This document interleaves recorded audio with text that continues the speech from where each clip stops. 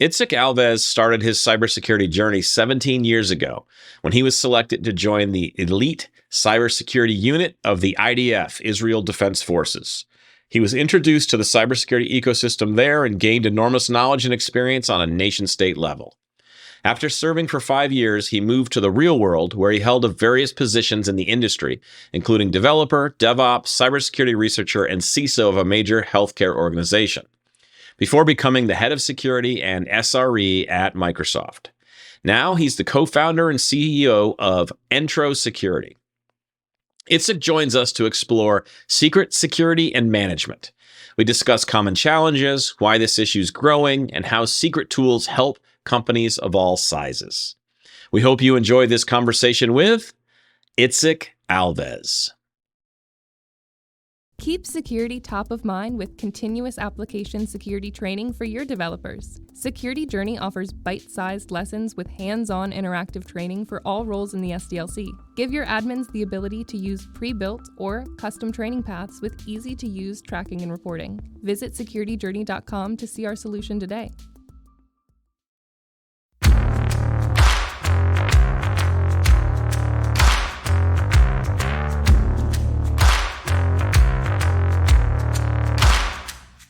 Hey folks, welcome to another episode of the original Application Security Podcast.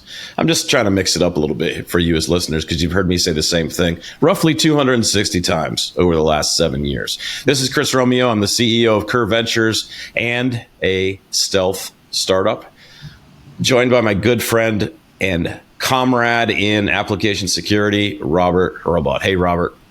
Hey, Chris. Yeah, Robert Hurlbut, and Principal Application Security Architect and Threat Modeling Lead at Acquia. And 7 years, right? We are the original Application Security Podcast.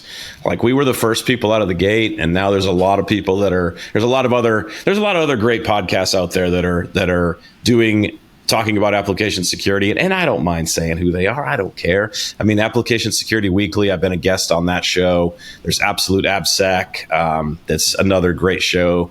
So there's a lot of good content out there, but we hope you're enjoying listening to our approach for how we talk about AppSec. So let's jump in. Itzik Alvas is our guest here today. And Itzik, we always like to jump right into the deep end with people's security origin story. We give you exactly 0 seconds to warm up for the conversation. We're just like, welcome to the show. Where are you, how'd you get into cyber/application security?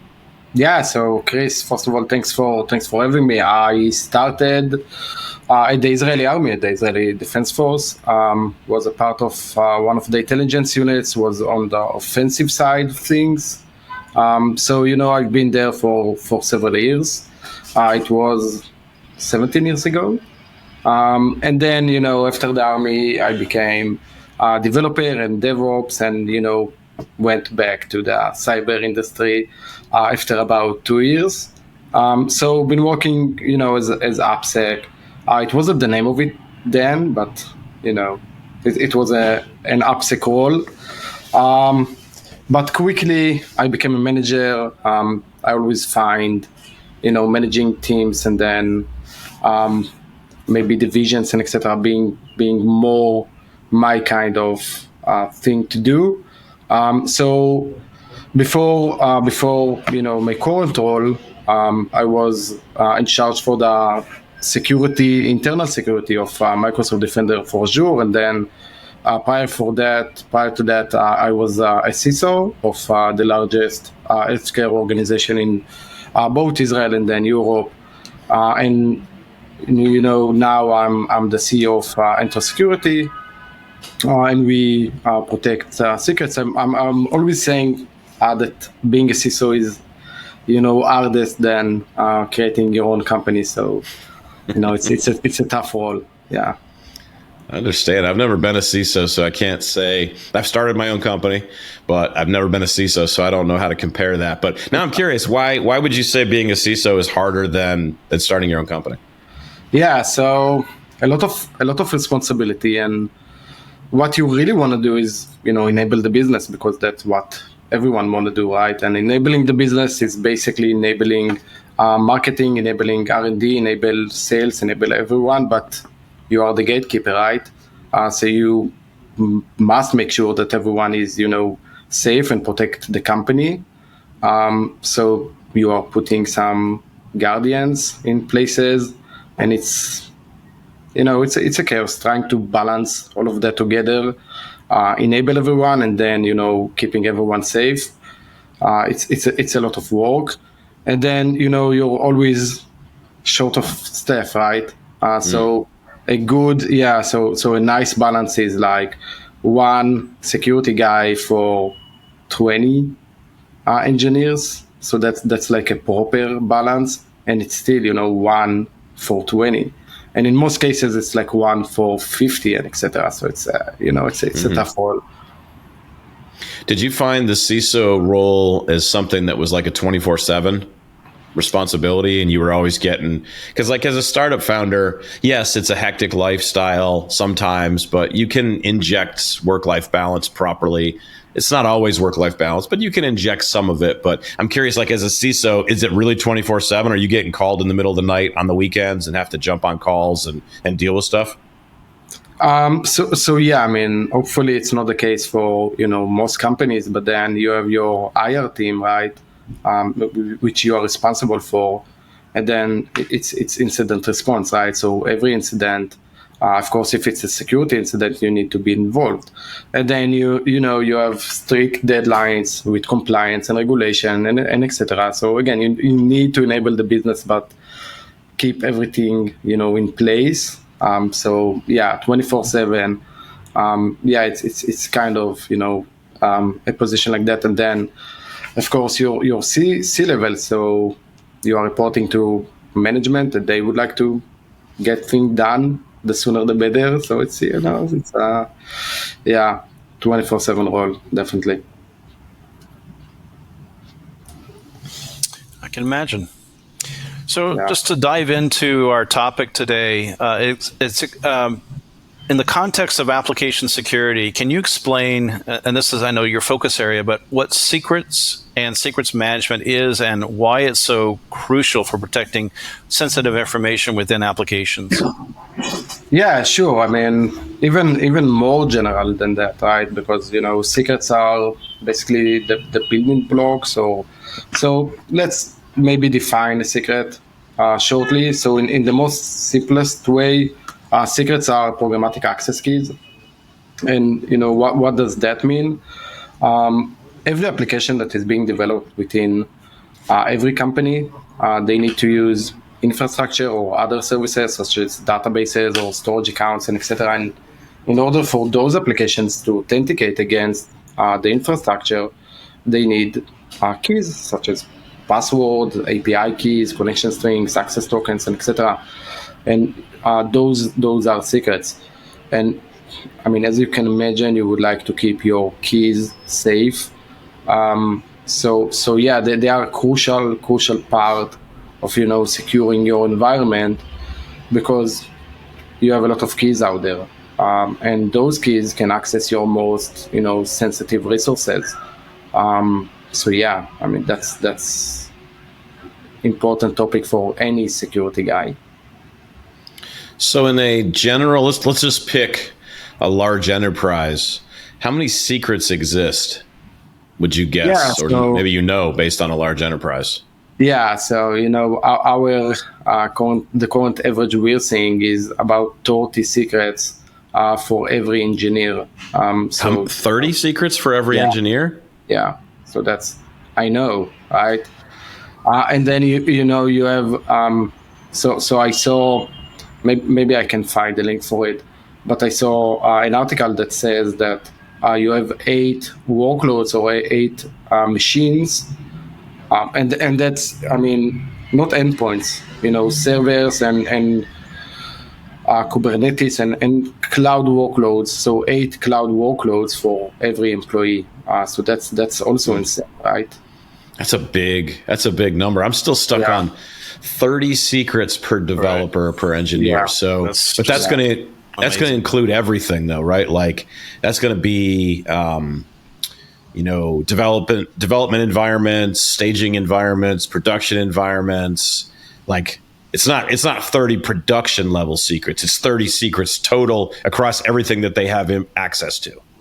Yeah, of course. Yeah, still a big number. And another problem is, trying to understand if you have any, cross accounts, if you have production secrets that are laying around on your development environment and etc. And, you have test environment or test workloads that are connecting to with production secrets connecting to production resources and etc. So yeah, it's a challenge. Now, when you think about a proper enterprise secrets management, scratch enterprise, proper any company, a proper secrets management program. Let's call it a program.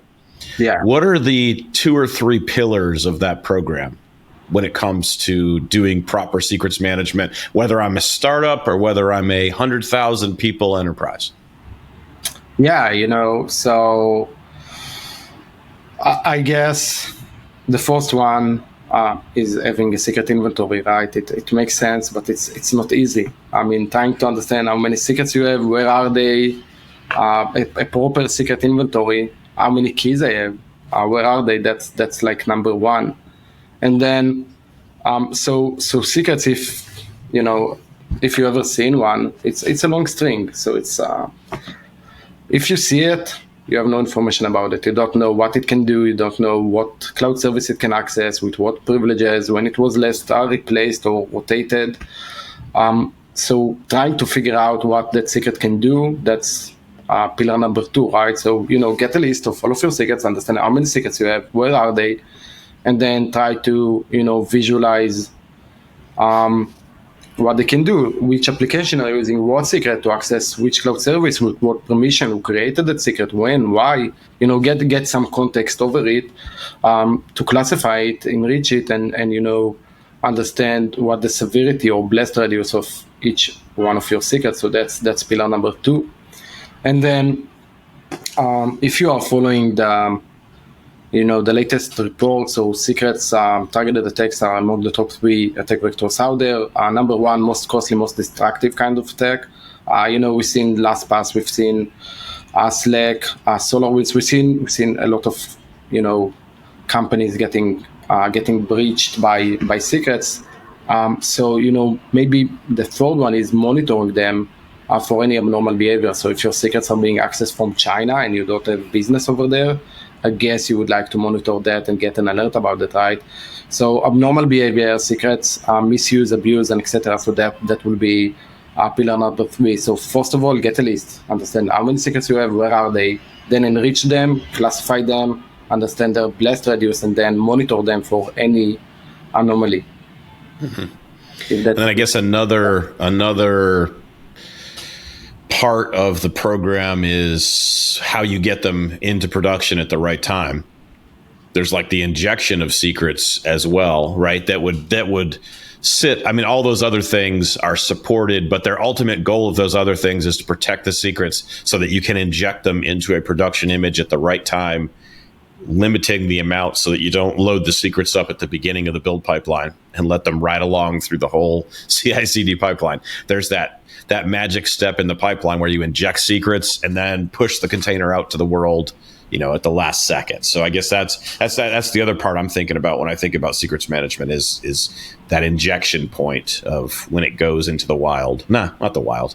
My Kubernetes cluster is not the wild. I guess it could be, but hopefully it's not the wild.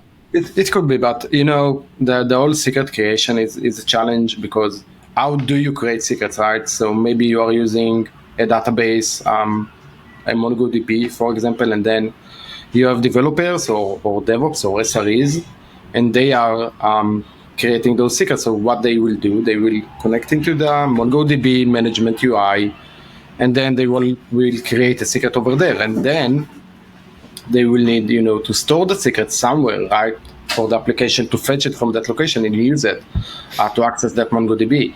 So, the entire creation process is a complete mayhem, because that DevOps will probably download that secret into his personal laptop, right? And then he will upload it to, secret storage of some kind. So yeah, I mean, secret creation, and the entire process is being done without any security oversight. So yeah, I totally agree. It's a challenge, but again, trying to understand how many secrets you have, trying to classify them and then monitor them for every risk. I think those are the larger chunks, because you can't really control everything. So let's say you have the entire creation process secure, and let's say you have the secret that is being shipped to the container on the right time, and everything is built out right, and then you have a developer that is basically printing out that secret into log, or maybe in some sort of an exception. So we've seen a company that they had an error. They couldn't connect into their database, and on their commercial website you would see the error message with an exception with the secret within it. So it's a challenge. Developers make mistake. Everyone is telling them to move fast, and you need to monitor how your secrets are being used and from where. Yeah. So I feel like we've kind of explored the complexity of the problem. Like, why is this such a complex problem? Because there's so many. There's 30 secrets per developer, and you have 1,000 developers. That's a lot of secrets moving around. So to your point about inventorying, understanding, controlling, managing those secrets, that certainly breeds a high amount of complexity to any organization. And I feel like we've already talked about common challenges as well, because you highlighted, developers downloading secrets onto their devices and those getting pushed up, developers writing secrets into log files. Any other challenges that you can think of that other than downloading secrets or exposing them in log files? Like, what are a couple other the biggest challenges or biggest problems that developers have working with secrets? Yeah, so the name of the problem is secret sprawl. It's basically developers and DevOps are scattering secrets all over the place. So something everyone is seeing all of the time is those secrets are being committed into code by mistake. So you have a developer who is working on his environment, his personal laptop, and then when he commit that code into production environment, he leave the secret over there. So your secrets are being committed into code, and a lot of the time those are public repositories, so that's wide open.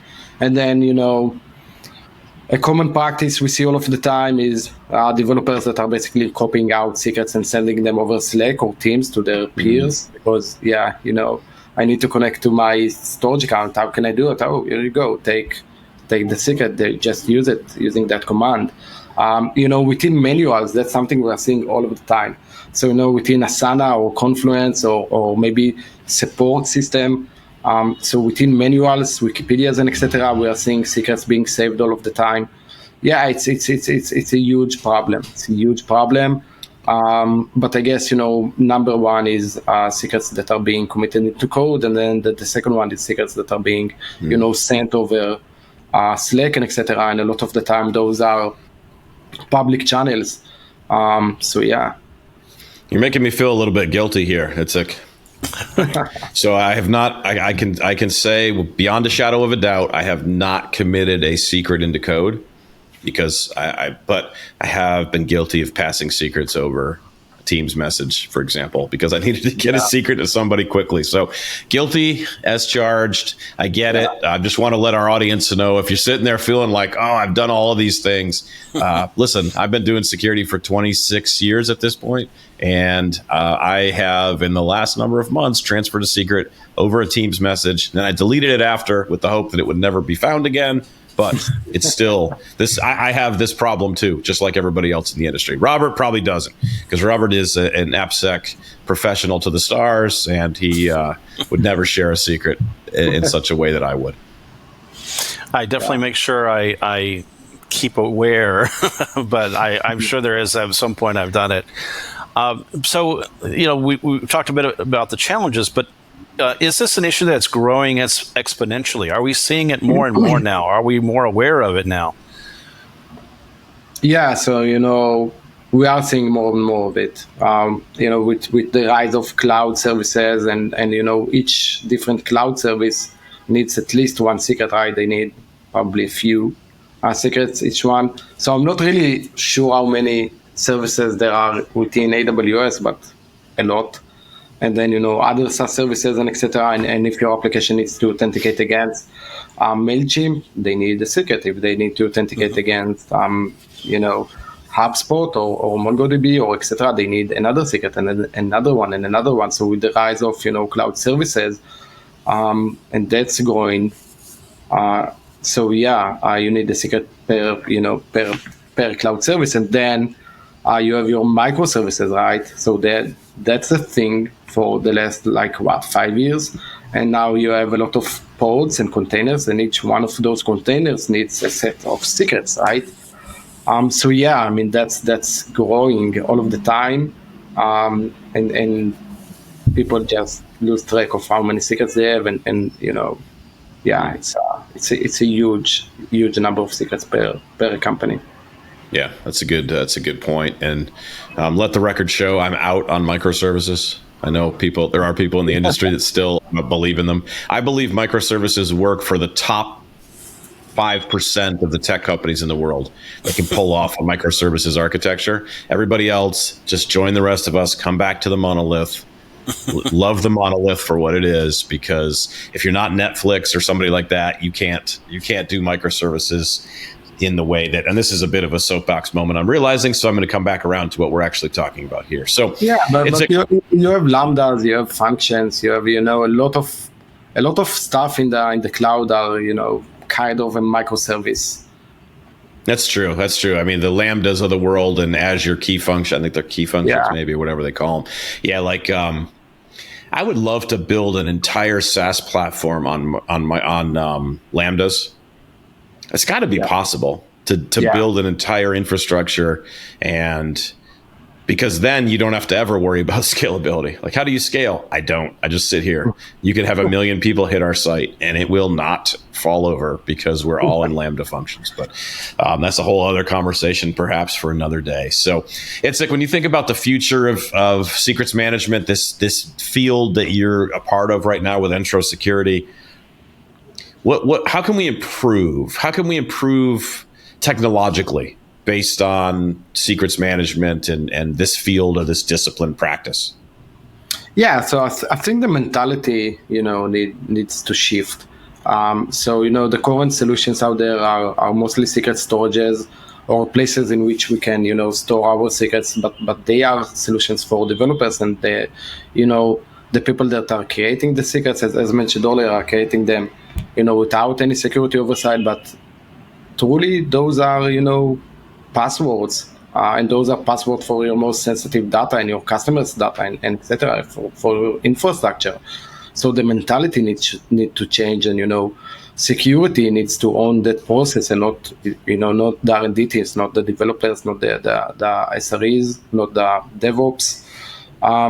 Secret storage are nice, but you have a lot of them. So maybe you are using AWS Secrets Manager, maybe you are using Azure Key Vault, or HashiCorp Vault. But then if you are leveraging Kubernetes, all of a sudden you are probably leveraging the Kubernetes Vault, the Kubernetes secrets, and then, Jenkins secrets and GitHub secrets and etc. So you have a lot of vaults, and because, developers are using what's in front of them, and easy and fastest. So you need protocols, and you need security to own that. But, enforcing those protocols can be a challenge also, right? So you need some sort of, monitoring tool to understand that people are using the right, solutions for that problem. And then going back to the start of the conversation, you don't want to limit no one. You want to enable your R&D team. So you would like maybe a system that you can just plug any vault or any secret storage or any secret into it, and it will keep it secure and compliant, and you can achieve that. But again, the fourth step is to understand that those secrets should be managed and controlled by the security teams, and then you can find out the right solution for it. So you're advocating for almost like a secrets workflow management approach. So, and it's bigger than just AWS Key Manager or Azure Key Vault, which just lets you dump the secrets in, but it gives you none of the policy, none of the process that goes around it. I mean, I guess it gives you a little bit, but it doesn't provide an easy way if somebody is on a website and they somehow generate a secret. Like it doesn't allow that. They have to copy paste it and move it around to get it into it. So am I on the right track here? Like is secret workflow management kind of how you're thinking is the best way to solve this problem, or is it something else?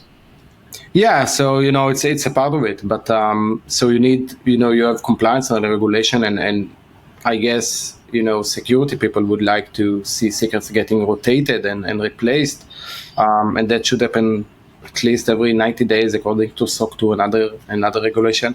So of course processes around that or workflows around that make sense, but again, does a secret vault answer the problems, or what we talked about earlier of understanding how many secrets they have, where are they, what they can do, and monitoring that. So I guess you need to reach that point. Of course, using a vault, it's a good solution, and you should use a vault, but it's not having a vault and maybe automated the secret creation around that. It's not it's not an holistic approach to keep your secrets secured. Yeah. Okay. Because again, what about your secrets that are committed into code? I know you haven't done it, but a lot of developers are doing that. So again, just talking about the workflow, are there any other best practices or strategies that enterprises or even small companies thinking about this and reviewing what they have done? Are there any other things that you can recommend? So yeah, I mean, there are a lot of things you can do, but what you really want to achieve is maybe placing an AirTag over your secrets. So from the moment it was created, you want to understand who's using it, when, who modified that secret, who duplicated it, who committed into code, who sent it over Slack. So you would like to track that secret and hopefully delete it someday, right? A lot of the time, something that we are seeing, often is idle secrets, and those are secrets that are being created. No one is using them, and those are enabled access keys that are waiting to be exploited. And then you have your systems that are already deprecated because you don't need those systems anymore, but no one deletes those secrets. So again, start with a list of how many secrets I have, and then maybe you can start deleting those secrets and start protect them. So first thing is get a list of how many secrets I have, where are they. That's probably the best advice I can share. So you talked about deleting. So I think about rotating. That's fairly common, but you're really talking about a full life cycle then for a secret, right?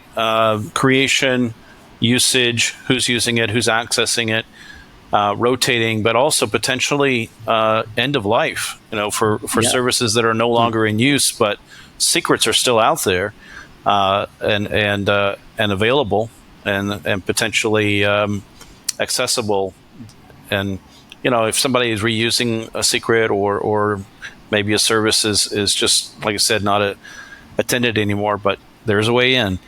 So that's truly a full life cycle for a secret, sounds like. Yeah, and that's phase one. Phase two, just as an example, right? So those secrets have permissions. I can create a secret with a read capability over my MongoDB, and then I can create an admin secret or secret with write permission over my MongoDB, right? So again, you need to probably monitor the usage of that secret, and if your application is only doing read operations against that database and the secret have admin capabilities, probably you want to decrease the secret permissions, right? So that there are phases number 2 and 3, but again, start with having a list and understand how many secrets you have. Are those enabled? Are those in use? Who is using them? Why? And then start one by one to reduce your attack surface. Very good. Okay, so before we go to the lightning round, which Robert will lead you through as our resident lightning round expert, I want to know what your company does. So let the record show Itzik is not doing anything other than answering my question. So give me the 30-second pitch on Entro Security, because now I'm curious as to how, after you explained how your kind of philosophy behind secrets management, now I want to know what your company does. So I'll give you 30 seconds to give us that pitch. Yeah, so we are bringing secret security for security teams. That's what we are doing. We are actually out of band system that is able to create that secret inventory. So we are able to scan your entire environment, if it's secrets within vaults or secrets that are being committed into code or within your CI/CD or within your Wikipedia, Slack, or wherever they are, and we will provide that secret inventory, and then we are able to enrich each secret and basically, visualize it and understand who is using it, which application, when it was created, when it was last rotated, what are the risks that are associated with each secret. We are also monitoring those secrets. We can understand if you have an application that is fetching 2 secrets and now they are fetching 10. So if those secrets are being abused, we will let you know. Also, vaults misconfiguration, because a lot of the time you are onboarding a secret storage, but then you keep it open to the World Wide Web, or any other misconfiguration around secret or secrets vaults. We will again let you know. We're gonna also discover all of your secret vaults out there. So if someone onboarded you to Kubernetes secrets and you didn't realize that, we will let you know. Of course, public leakage of secrets, we will let you know. Dark web leakage of secrets, we will let you know. The over permissive secrets that we talked about, we will let you know. Everything around it. If you have a developer that left the organization and he created a token, you were responsible, you deleted his user, the token he created is still, is unrelated, is still active and enabled.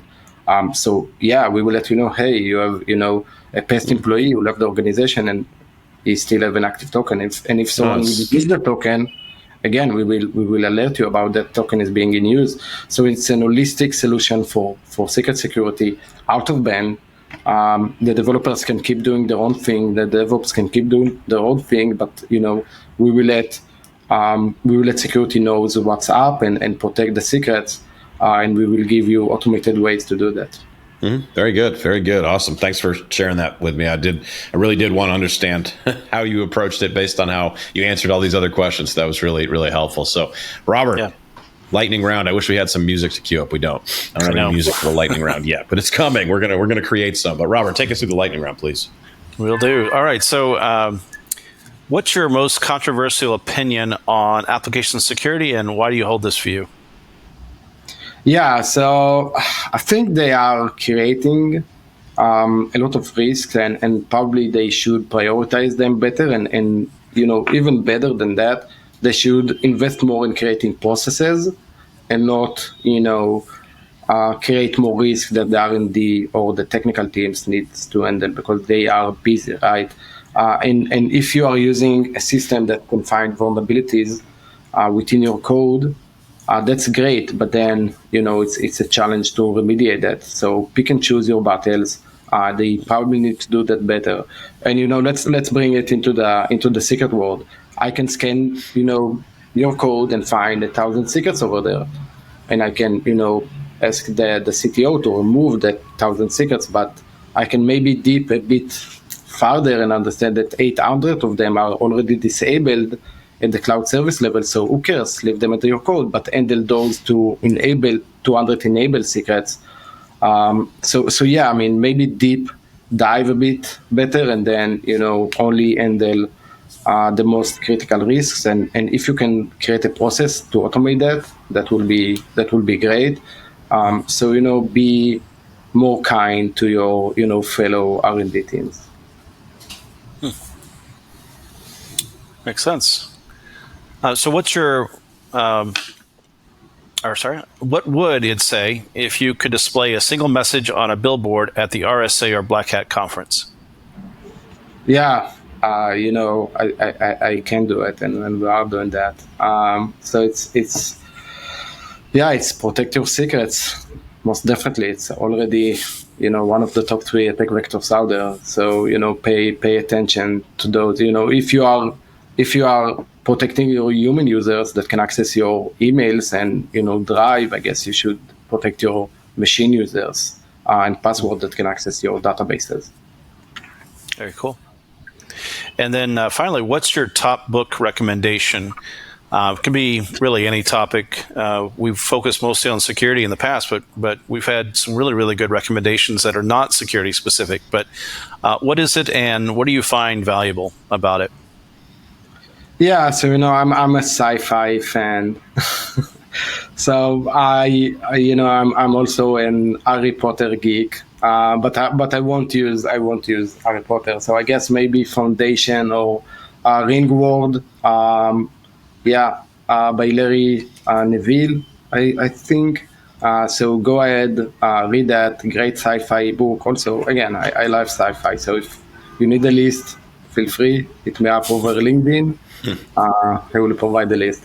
Yeah, so I'm keeping the security books outside. Also, I have a great list about those. It's good to work outside of our discipline sometimes. Like I'm reading a great sci-fi book right now called Seven Eves. And so that's just, you mentioned sci-fi. I'm going to throw it out there as well. I can't remember off the top of my head who wrote it, but Seven Eves, it's a really good sci-fi story. So check that one out as well. So Itzik, thank you for being a part of the show with us. How about a key takeaway? Like, give us just a simple key takeaway that our audience can put into action here.